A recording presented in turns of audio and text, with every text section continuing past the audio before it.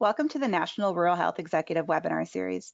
My name is Colleen Bay with NRHA Services Corps, and we appreciate your time today. I have just a couple of housekeeping notes to review. Everyone will be muted throughout the duration of the webinar. If you have a question for the presenter, just go ahead and type it into your control panel, and I'll make sure that we get it covered at the end. We're going to try to get through this webinar in about 45 minutes, offering time to review any questions that you have at the very end. And as a reminder, this activity is being recorded, and I'll make sure that you receive a link before the end of the day. Before we begin, I would like to take the opportunity to thank MorCare for taking the time to put together this presentation. They entered into our NRHA partnership program just last year, and we appreciate their support of our mission and for the industry expertise that they bring to our rural hospitals and clinics. NRHA partners like MorCare play a significant role in supporting NRHA's efforts on Capitol Hill, as well as allowing us to put on educational conferences specific to rural healthcare.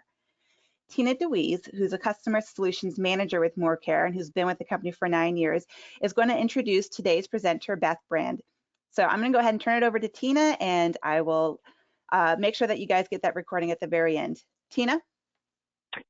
Thank you very much, Colleen. Hello, everyone. As Colleen stated, my name is Tina DeWeese, and I'm the Customer Solutions Manager with MorCare and your moderator for today's event.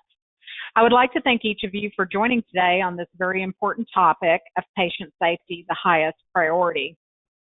Presenting today is my distinguished colleague, Beth Brand, MorCare's Vice President, Product and Customer Solutions.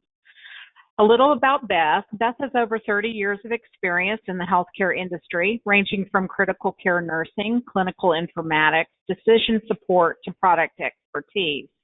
Prior to joining MorCare, Beth was a longtime customer at Indiana Health, where she was the Director of Clinical Decision Support for the health system. IU Health utilized the MorCare Patient Safety Solution for capturing incident reports, patient complaints, and analyzing the data to determine where improvements were needed. At MorCare, Beth continued to work with data and analytics and is committed, along with MorCare, to helping clients achieve better outcomes and successful results. With that, Beth, I'd like to turn the presentation over to you. Thank you, Tina, and welcome everyone. We realize that time is a precious commodity, and we really do appreciate that you all are sharing some of your time with us today. Our purpose in having this discussion is to share with you some of the insights that we have gained through working with our customers as we've assisted them in automating their patient safety programs and then establishing strategies to measure the effectiveness of those programs. So our agenda today will start out by setting some context around why risk management and patient safety are imperatives within the hospitals and healthcare settings. And then we'll move into how to utilize the information to find value and to identify areas for improvement. Just a short little introduction to MorCare. We are a healthcare software vendor. We've been in this business for 30 years, and we really focus on patient safety, quality management, and care management automation. So what we do is we automate the workflows of those areas and then also provide really rich information about those processes. Our solution is scalable. We have customers of every size. So we have critical access hospitals who are independent customers. We also have regional independent hospitals and then several large national health systems. So we like to say at MorCare, there is no customer too small or too large, and we really enjoy working with all of them. We also, one of our distinct strengths is the fact that we have bidirectional interfaces with all of the major EMRs, so Cerner, Epic, Meditech, MedHost, Allscripts, et cetera, et cetera. I don't believe we've ever found a system that with which we can't interface. And we not only receive information from the EMR into our application, but then we're able to send information back to land in the EMR if and when that is desired. Okay, so we're going to stop for a moment, and I want you all to ask yourselves a few questions. What if your leadership could articulate the primary patient safety issues within your organization? What if you were confident that patient safety incidents were being reported and shared appropriately? And what if you had all the information you needed to improve patient safety within your organization? Might kind of sound like a pipe dream, but what we know is that given the right solutions, these are all possible, and your organization can be empowered to make meaningful improvements in patient safety. So, as most of you know, it is really difficult to have a discussion about patient safety in healthcare and not reference the groundbreaking report To Err is Human, which was published by the Institute of Medicine several years ago. This report was a loud and resounding call to action to make healthcare safer for our patients, and it really laid out a national agenda for reducing errors in healthcare and improving patient safety. And some of the findings, I'm sure many of you are familiar with the report, but some of the findings that were shared at the time were, first of all, that as many as 98,000 people die in the United States each year from medical errors, and that those comprise the 8th leading cause of death each year. This was shocking. And also the Institute of Medicine's research, which was based primarily in a few focus states and then was extrapolated for national numbers, estimated that the cost of preventable adverse events was approximately $29 billion annually. And even more shocking, they revealed that adverse events occur in as many as 3% of all hospitalized patients. The report went on to speak more specifically about the cost of adverse events in healthcare.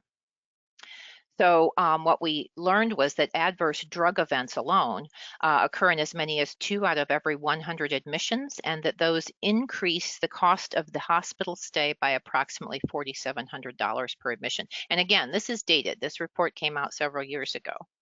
These drug events cost the nation approximately $2 billion, but equally concerning are the opportunity costs involved. So because things such as testing, treatments for the adverse drug events, and the extended length of stay that can occur are diverting care from other patients. But we can't lose sight of how errors result in a loss of trust in our healthcare systems by both patients and families. And as we all know, in today's consumer-oriented healthcare environment, this alone can be extremely costly. So in other words, the impact of these events needs to be appreciated by the entire leadership team at the hospital. This isn't something that only patient safety needs to be worried about. This is impacting our organizations as a whole. The report went on to conclude that a comprehensive approach to improving patient safety was needed. There is no such thing as a magic bullet that will solve this problem, but they did list several recommendations, and for today's purposes, we're going to focus on 3 of their priorities. Number 1, called for incident reporting to be used by all hospitals as an important means to achieve improvements in patient safety. Number 2, according to the Institute of Medicine, the goal of reporting systems is to analyze the information they gather and then identify ways to prevent future errors from occurring. The goal is not just data collection. Collecting reports and then not doing anything with the information serves no useful purpose. And what this means is that adequate resources and other support must be provided for the analysis and the response to these critical issues. And finally, they called for a major shift in healthcare culture away from the blaming culture and instead focusing efforts on learning from errors so as to prevent repeating those errors in the future and therefore designing safety into the system. And changes have occurred. I mean, it truly was, as we said, a groundbreaking report, and it really brought opened people's eyes and brought a lot of focus onto patient safety in our hospitals. And since that time, what we've seen is that incident reporting systems have become a cornerstone in patient safety. Incident reporting is definitely here to stay. And there are so many advantages to having an electronic system for incident reporting. First of all, it provides structure and consistency in the information that's reported versus what used to occur, which were those handwritten narrative descriptions. Now it's much more accessible, which is very different from previous times. Oftentimes manual forms were being utilized, and those were stored in the supervisor's office. You might remember those days. Incidents are much easier to submit, therefore removing barriers and encouraging reporting. And also it allows for easy referral and input from the other departments involved within the hospital. So it really broadens perspectives onto each and every incident. And then the information about those incidents and the lessons that are learned can be shared with the organization. These are just some of the ways that incident reporting systems are continuing to improve patient safety culture. In most cases, there truly has been a shift from blame or punishment to a more systems perspective. And what we see now is that hospitals are looking for gaps in their systems or processes where improvements can be made. Well, where are we now? So, we see that time has progressed, and we've really embraced utilizing incident reporting systems, and we would hope that there's been significant improvement.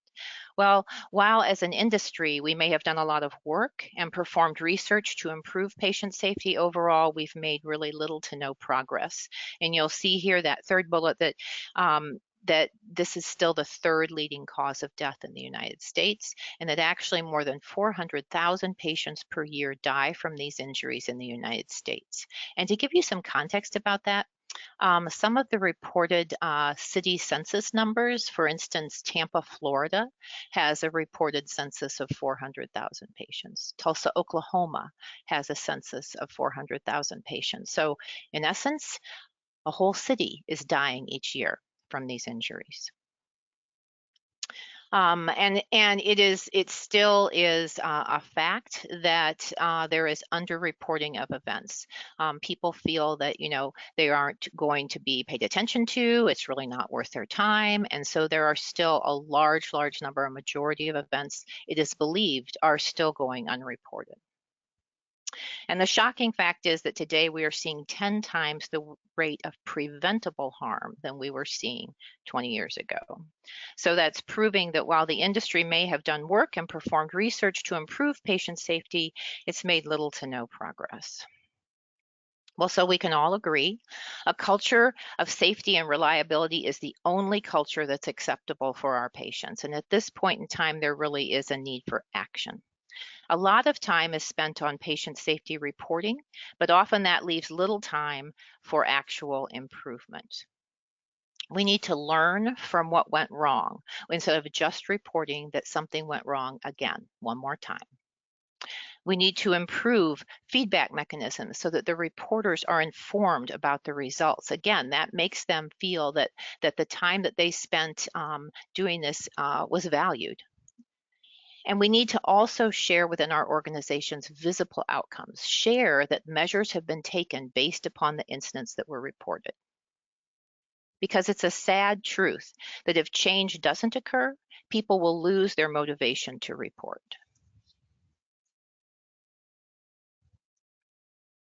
So looking forward, what we want to do is we want to focus on 3 tactics that we feel will assist in this effort. The first tactic, as you see here on the screen, understand the events that are occurring in your organization and identify what the priorities should be for your organization. Not all events result in harm, so a priority should be to focus on those events that are actually causing harm to your patients. Also, we know that not all events are preventable. Accidents really do happen. So put your time and energy towards the preventable events. And then also share the priority list with your organization. Help your teams understand that as these priority items are resolved, that the focus is going to shift then onto other priority items. It is a constantly evolving process. So there needs to be an ability to bend and to change. There needs to be some nimbleness in the process. At this point, we have a very short poll, which will help us to understand a little bit more about your current situation. And one of the things that we wanted to understand is how the pandemic has brought more attention and impact to patient safety within your organization as a strategic priority. Thanks, Beth. I went ahead and launched that poll, so people are already casting their votes. So once again, the question is, has the pandemic brought more attention and impact to patient safety as a strategic priority for your organization? Simple yes or no. Okay, looks like over half of you have already voted, so I'm going to give you a few more seconds to get everyone else in there. Interesting results. Okay, I'm going to go ahead and close it. And Beth, let me show ahead these results because they are really interesting. We have 83% said yes and 17% said no. Wow. That's resounding, isn't it? And I guess, we put this in here because we feel that this is an example of how priorities often need to change within an organization based upon events or situations that arise that we had no ability to predict. We also want to share with you that one of our customers in Minnesota, Hennepin Healthcare, reacted very quickly to the pandemic, and they utilized our risk management solution, our MorCare risk management solution, and they built in a workflow that allowed all of their staff across the organization to report COVID-19 events into the system.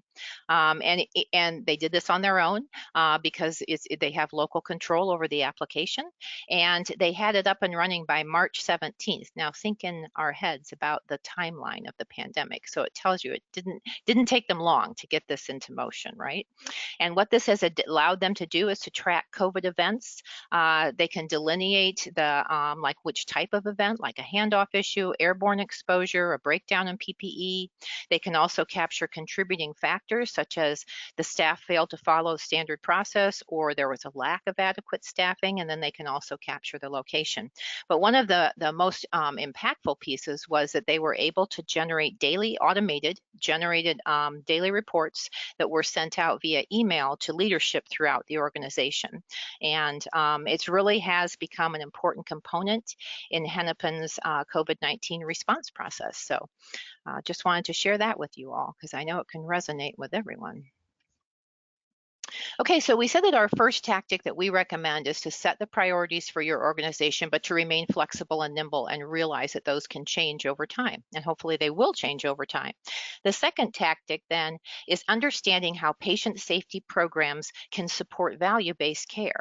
And this is something I think we need to put on kind of our financial hats and really understand that with the transition from fee-for-service to value-based reimbursement, that reimbursement is now going to be tied to patient safety. And health systems that don't engage in driving down patient harm are risking reduced reimbursement. So providing safe patient care provides, in addition to just being the right thing to do, provides cost savings to the organization. And using tools to put the right information in front of the right people at the right time can can empower your organization to make improvements. Patient safety has always made sense to all of us in the clinical setting as the right thing to do because it's based on caring and compassion for our patients. Now, by providing a business case, you'll be able to support enhanced safety and demonstrated added value to your organization. So that leads us to calculating ROI for your risk management and patient safety programs. Traditionally, I think we all kind of think of ROI as how much money we're making on an investment or a technology, but an equally important question is how can we avoid costs and improve care? And a good place to start is to understand the cost of adverse events in your organization. And what you see here is a tool that was actually created by AHRQ, and it was designed to assist healthcare organizations in actually quantifying the cost of adverse events. You'll note that there is a wide range of costs for each of these conditions, and that's because the impact or harm can vary between events and between patients. So obviously a VTE is a higher cost than an individual, usually, than an individual med error. So AHRQ did research and did these calculations, and their thought was that if you apply these cost ranges to the number of each of these events that occur within your facility, you're going to be able to calculate your facility's average cost for adverse events. At MorCare, we took this and we kind of boiled it down because we thought it would be easier to kind of focus on a few that are very common. And we also want to be very conservative in our estimates. So we're focusing on 3 hospital-acquired conditions: med errors, falls, and pressure ulcers. And then for the average cost, we took the very lowest point of those ranges that AHRQ supplied. So we're taking the most conservative approach to the cost. The average number of events were also published in a national scorecard by AHRQ, and they have found that on average across the country, there tend to be, for example, 1.2 med errors per every 100 admissions to acute hospitalizations. Likewise, 0.67 falls per 100 admissions, or 3.6 pressure ulcers per 100 admissions. So in order to help provide some context to you, we looked at facilities of various sizes. And let's take, for example, a critical access hospital, let's say with approximately 1,000 admissions per year. And if we apply this algorithm, you can see how we're able to come up with a projected cost for adverse events to a facility of that size. It doesn't take long to add up. But as the facility becomes larger and larger, obviously there's more patients. As we put more patients into the mix, there will be more adverse events. So you can quickly see that as a facility of 2,500 annual admissions has the potential to have a much greater cost. But you can understand how you can very quickly get to significant costs to the organization for these adverse events. So many of you out there listening today are probably very familiar with the work of Dr. W. Edwards Deming and all that he did for process improvement. He has a lot of great quotes, but this is one of my favorites. The ultimate purpose of collecting data is to provide a basis for action. And this leads us to our third tactic, which is that healthcare has focused on building incident reporting systems and data, and it's led to our current problem, actually, which is that we collect too much and we do too little. Looking forward, we need to refocus efforts and develop better processes for investigation, learning, sharing, and changing. And we need to ensure that safety incidents are routinely resulting in system-wide improvements. And that leads us into how to access and utilize the data from your risk management systems, your incident reporting systems. We have found that the movement to analytics has really been just been so helpful. It is making turning information or data into something that makes sense. It begins to make sense in the context of patient care processes within hospitals. So it's really, we've found that these really kind of make the information come alive. And at MorCare, we have a number of interactive dashboards, which are very, very popular with our customers. And we've also found that it's really important to be able to provide timely information in a format that makes sense out of the data. And an example that I want to show you here is our risk management dashboard. And again, the important thing is to be able to, at any given time, on any given day, to be able to have this view into your incident data so that you can understand, and whether it's our dashboard or the dashboard provided within a current solution that you have, or even a homegrown dashboard, the important thing is to constantly be watching and looking not only at one aspect, but to kind of get this overall view. You want to be able to trend your volumes and understand, are things, is reporting going up or down? As we know, it might be a little counterintuitive, but in patient safety, we don't want to see a decline in reporting. We actually want to see reporting going up. And so if we see something like this, then we would be concerned and need to maybe refocus our efforts, re-socialize the importance of reporting events by staff. Likewise, though, spikes can also mean that something is going on. And so a good dashboard should allow you the ability to drill into any one of these data points and understand more about the specifics. Also understanding back to what are the types of incidents that are occurring within the organization. And most hospitals have a number of different incident types that they're tracking. But the Pareto chart really gives us visibility into the fact that usually 80% of our problems are caused by 20% of our incident types. And so this really allows us to focus in on where, what our big hitters are, where most of our problems are occurring. We also spoke a few minutes ago about how important it is to focus on those incidents where harm is occurring. So although it is important to capture and to understand incidents that happen with no harm, we really want to laser in on those where patients are being harmed. And then incident volumes by location. And this is something that sometimes it isn't until you take this view or you aggregate the data and kind of look at it from this perspective. It makes perfect sense to most of us that so many incidents occur in the patient rooms. But does it make sense that, let's just say for this example, that we've got a number of incidents occurring within same-day surgery? Does that make sense or not? That might be something that we wouldn't have realized unless we saw it rolled up in this format. And so then being able to drill down and say exactly what are those incidents? Where are what's going on? Why is this happening? Is this a consistent issue, or have we had just a recent spike?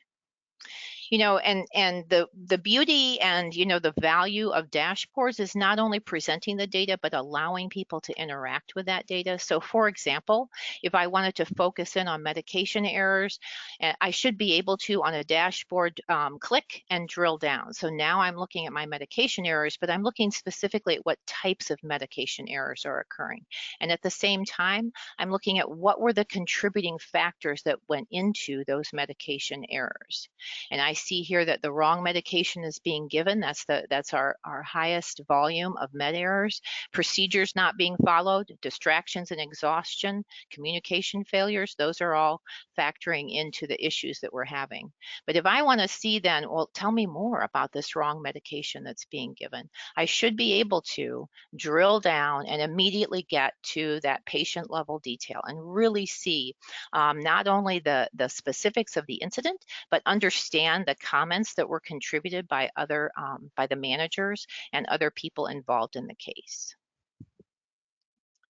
And so I think I explained earlier, I really am kind of a nurse turned data geek, but I think that analytics and dashboarding just really opens the world up to us for being able to really focus in on and make improvements in our patient safety processes. We have another survey for you now, and what we want you to help us with here is we want you to look at these different features of a patient safety process or a patient safety solution. And so these are, is the system able to document incidents or adverse events electronically from your workstation or from any mobile device? Is your solution a user-friendly, does it provide a user-friendly wizard which enables events to be reported quickly and efficiently, very, very intuitive? Is there easy access for patient safety leaders to the data? Do you have an interactive dashboard that allows for easy visualization of the incident data, including trends, drill downs, graphical displays? And are you able to automate and electronically route reports to leadership within your organization? Does your solution or your process allow for anonymous submission of incidents, which can really enhance reporting? And what about the ability to change or update the types of incidents being tracked as priorities change, or as pandemics hit, or as things change in the world around us and we need to pivot? So I think that Colleen's going to launch a poll here, and we're going to ask you to indicate how many of these are being addressed by your current process or solution. Thank you. Yes, I went ahead and launched it. And just so anybody who is called in, hear the options for everyone. Does their solution or process check all of those boxes? Or another option, is it just 1 to 2? Is it 3 to 4? Is it over 5? Or does it not meet any of those boxes? So I'll leave this poll up for a couple more seconds as you guys cast your votes. Okay, I'm going to go ahead and close it in 5, 4, 3, 2, 1. And I'll share these results and I'll read them, Beth, because I don't think you can see them. Okay. Only 4% were all of the boxes. 30% had 1 to 2. 44% were in the middle with 3 to 4 of those boxes checked. 11% with over 5, and 11% with none. Okay. Wow. So it's really true. We're just kind of all over the spectrum out there across the country. So thank you guys very much for sharing that. We appreciate that. And so oops, sorry, I went the wrong way. In summary, We feel that the search for safety starts rather than ends with incident reports. It's really how you consume those, what you do with that, and then how you empower your teams, your performance improvement teams, your safety teams within the organization, how you direct them with really valuable and insightful information so that they can focus in and make the improvements that are needed. Our MorCare patient safety and risk management solution can really serve as a valuable tool for your patient safety programs. And some of the key features, first of all, that we do provide, and we mentioned this earlier, a single solution for quality, risk, and care management.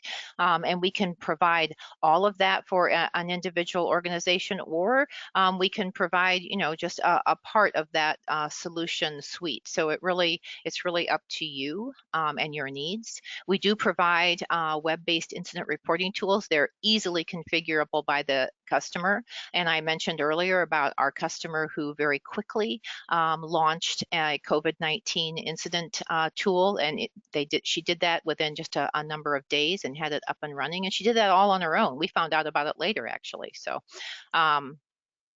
Also, we offer either a choice of out-of-the-box AHRQ standard format for incident types and reasons and all of that, or if you choose, we can provide a definable organization-specific workflow and incident formats. You can customize this really as much as is needed to fit the needs of your organization.